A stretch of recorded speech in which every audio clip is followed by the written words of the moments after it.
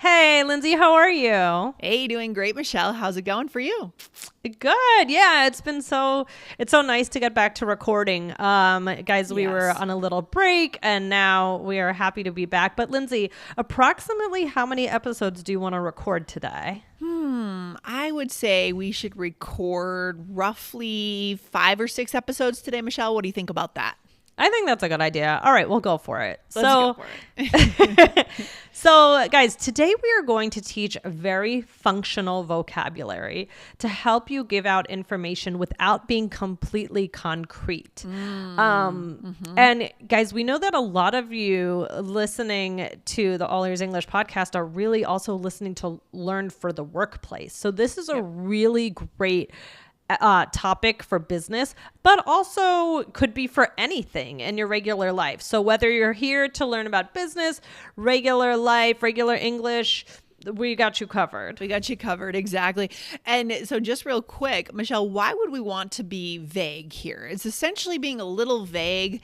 I don't know if vague is the right word, but broad in what we're saying. Maybe we don't. Why would we want to be broad in our answer?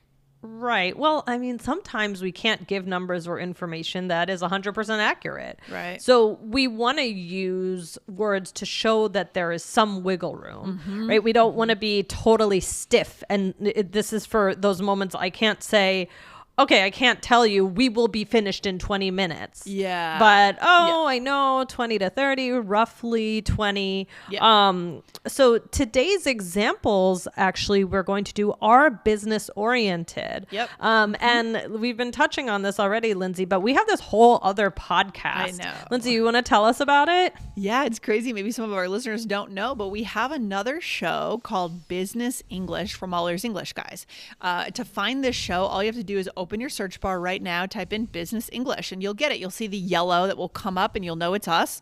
Hit follow on that show. We do publish there 3 days a week, and we focus really very much on our listeners who do use English at work, whether it's once a month in that conference or that presentation, or whether it's every single day, or whether you aspire one day to work in English. So go check out that show. All right? Absolutely. Good. So let's get started. So the first one we threw out was approximately. I asked you approximately how many episodes. And this is kind of, for me, for asking the question in that way, it kind of showed a little bit of respect also. Like it showed that I am willing and I am open to whatever, like I have time. And it's okay if we want to record 5, we want to record 6, right? Yeah. I think this word's a little more formal, so that's why it's good for work, right? I mean, you might not ask your friend like approximately how many people are coming to the party, right? Because that feels a little too formal for the friendship world, right? Do you agree with that? I guess you could get away with it. But I mean, you could. I mean, we're going to get to another word that I think that would be more appropriate for that. The third word down on this list, I think might be best. But yeah, this means just about or basically. So for example, there are approximately 10 charts we still need to get through before the end of the day. Yeah, or we should reevaluate these figures in approximately 3 months. Okay. So great to use if you're a manager, you're making a presentation, really anytime you're at work, it's fine. This is good. This is up leveling, making your English a little fancier. Okay. Yeah. The next one is roughly. And this is the same as approximately, a little less formal sounding, but not by much. Yeah, I like this one. I wish I used, because I tend to use about, right? About, there are about 5 people coming, which is super common. And it's nothing, right? It's everywhere. I wish I used roughly a little bit more often because it sounds more interesting to me. So maybe I will. So go for it. New Year's resolution. New Year's resolution. There are roughly, did you already say the first example? I don't know. No. Okay. There are roughly 250 corporate employees and we need to get holiday bonuses to all of them. Okay. Or we will be done at roughly 9:30. Nice. And then there's one more. Well, there's a few more, but we'll give our listeners one more before we go for a break. It is around. How is this one different, Michelle? So this one is less formal than the other two for sure, but it could also be used for work. But Lindsay, this is the one where I was thinking, if you're saying, if you don't want to say approximately how many people are coming to the party for your friend, you might say around how many people are coming. Or this would go with what you said about, right? Yeah. About how many people are coming, around how many people are coming. Sure, both would work. Our meeting will be over at around 4. You could also say our meeting will be over around 4. Yeah, you could do that. You don't need the at in every case. What's another example? There are around 20 new patient forms to finalize. Yeah, around or about also work really well, right? Same, really. I'm going to add about to this list. Yeah, love that. Officially. Yep. It's good stuff. So, so here we started with 3, approximately, roughly, and about or around. And we're going to do one more after the break and talk through. Oh, wait. Actually, we have a special one too. Okay. So stay tuned for that. All right. All right, Michelle, we're back from the break, and now you have our listeners' attention. So what is the special one? Oh, it's coming up. Well, this isn't the special one. It's the next one. Okay. So this one is nearly. Okay. Nearly is like almost. Yeah. Right? So this is not, this is different really from roughly or approximately. This is more about, we're very close to this. So, for example, we nearly tripled our revenue from last year, or she nearly beat the record. Almost did something, right? Okay. So now here's the special one. This is one that has to do with years. So it doesn't have to be just with years, but I think that's the most common way. Okay. So it's circa. Yeah. Yeah, this is special, Michelle. Wow. Right? It is a special one. We see this a lot. I feel like you see plaques on buildings. Yep. Right? Yep. They say like circa 1775 or something when the building was built. Right? Yep. Yeah. So it says, I'm just looking at the AI overview here just to give a little more context. A Latin word meaning around or approximately used before a date to indicate an estimated time. Yeah. So, you will, exactly. You might see it on a plaque, whatever it may be. Also on a plaque, do you ever see like EST? Yeah, established, right? Established. So similar. Whenever I see EST, though, even though I know it means established, I still think estimate. And I'm always like, That's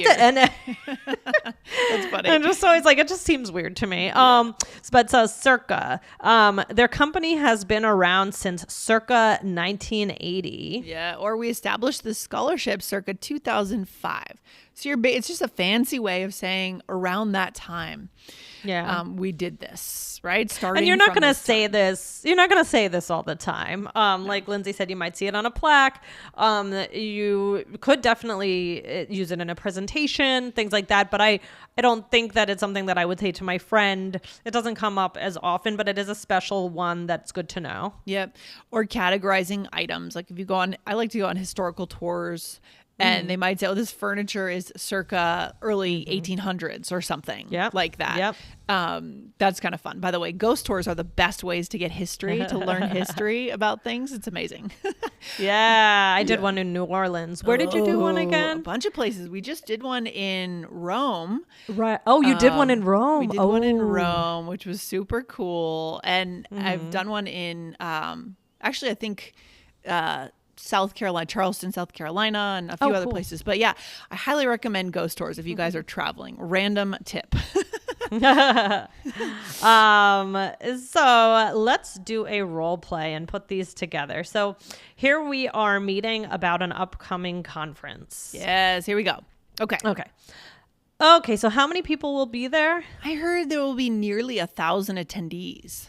Wow. So how many bags should we make? Roughly 400, I'd say. That sounds about right. I heard each day ends around 4, so maybe we can also organize some extra activities for potential clients. Good idea. There are approximately 30 companies I have my eye on. Yeah, and this conference is huge. How long have they been holding it? Oh, wow. I don't know. I'd say it started somewhere circa 2000. I think you're right. Wow. Okay. All right. So planning a conference, something our listeners might end up doing in English, right? Or planning to meet at the conference. So I said first, there will be nearly 1,000 attendees. And I could have said about 1,000 attendees. I could have said approximately 1,000 attendees, right? Yeah. And I think just the difference is you could have said approximately and it's 1,050 or it could be 1,100. But nearly is like 950, less than Almost. 1,000. So almost. Almost. Right. Yeah. Mm-hmm. Yeah, so that's the difference there. And then I said, how many bags should we make? So maybe we're doing like a gift bag or a promotional bag. Yeah. You said roughly 400, I'd say. Good. And then you said, that sounds about right. I heard each day ends around 4, right? 4 p.m. So maybe we can organize extra activities. Right. And then you said, good idea. There are approximately 30 companies I have my eye on. Yeah. And just to go back to the last one, I could have said, I heard About. each day ends at about 4. But be careful there, guys. Right. Because if you use about, you do need the at. Have to You can't say, I heard each day ends about 4. That would be weird, right? No, We'd miss we the need preposition. at. Yeah. Mm-hmm. Yeah. Yeah. What about point. circa? Did you use the circa? Circa. Yes. You said, I'd say it started somewhere circa 2000. Yeah. Yeah. And this is fun to slip in sometimes. Yeah. You're not gonna, it definitely points to like a more articulate speaker, right? It makes you seem like a more articulate speaker when you use it. It's the special one of the episode. So of course it does. It's the special one. But yeah, these are just all really useful, for, because very rarely in life are we just, this is this and this is that. There's so many times in business and regular life, there's just wiggle room. There's just room to move around and things can change. And this language just gives you the opportunity to express that, but also not shy away from giving numbers or information. Yeah, flexibility. You don't want to get locked into something. And I think that is the bonus for today, wiggle room. I actually love that expression. It's so fun. Me too. Wiggle room. Yeah, you add a little wiggle room for this and that. And maybe if you're making a budget, you round up to give yourself wiggle room. But guys, write down that phrase and start to use it. It's a great one. Maybe we'll do a whole episode on that over on Business English. Its own episode. Yeah, I love it. All right, what's another Business English episode, or what is an episode over on Business English our listeners should check out? Make the journey over there. Yeah. So guys, if you want to hear more Business English episodes, go on over to that podcast. And episode 524 was Who Assigned What? How to Know in English. So another really good one. Yeah. What's the final takeaway for today, Michelle? I mean, I think you kind of said it earlier. It's that we don't want to get locked in to having to give exact amounts of things, because life is never exact. That's what I've learned. Right. And there is a time when it does need to be exact, tax season and going over specific numbers and there's definitely a time and place for that. But these are the words to use when you're not in that kind of situation and you do want to have that wiggle room. And guys, stay tuned, hit follow, because we will do a whole episode on wiggle room coming up. All right. Good stuff today, Michelle. I'll see you next time on the podcast. You have a good rest of your day. All right. You too. Bye, guys. Okay, bye.